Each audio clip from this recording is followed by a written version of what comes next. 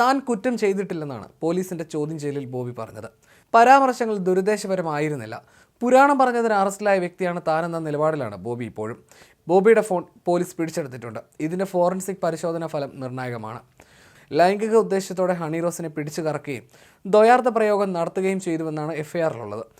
പിന്നീട് മറ്റൊരു ചടങ്ങിൽ പങ്കെടുക്കാൻ വിസമ്മതിച്ചപ്പോൾ പ്രതികാര ബുദ്ധിയോടെയും പരസ്യമായി ലൈംഗിക ധ്വനിയോടെയും പരാമർശങ്ങൾ നടത്തി. തുടർന്ന് സമാന പരാമർശങ്ങൾ ജാങ്കോ സ്പേസ് എന്ന യൂട്യൂബ് ചാനൽ വഴി അടക്കം പ്രചരിപ്പിച്ചു. സ്ത്രീത്വത്തെ അപമാനിച്ചെന്നും എഫ്ഐആറിൽ പറയുന്നു. മുൻകൂർ ജാമ്യം തേടാനും അതുവരെ ഒളിവിൽ പോകാനും വരെയുള്ള സാധ്യത അടച്ചുകൊണ്ടായിരുന്നു ബോബിയുടെ അറസ്റ്റ്. ഹണി റോസിന്റെ പരാതിയിൽ Ernakulam central police Wayanad Boche estate ബംഗ്ലാവിലേക്ക് എത്തി കസ്റ്റഡിയിലെടുക്കുകയായിരുന്നു. അതിനു മുൻപ് തന്നെ എസ്റ്റേറ്റ് പരിസരവും പോലീസ് വലയത്തിലാക്കി.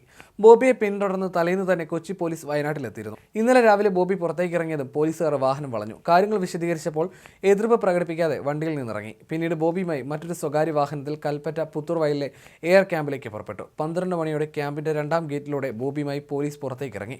പിന്നെ കൊച്ചിയിലേക്ക്.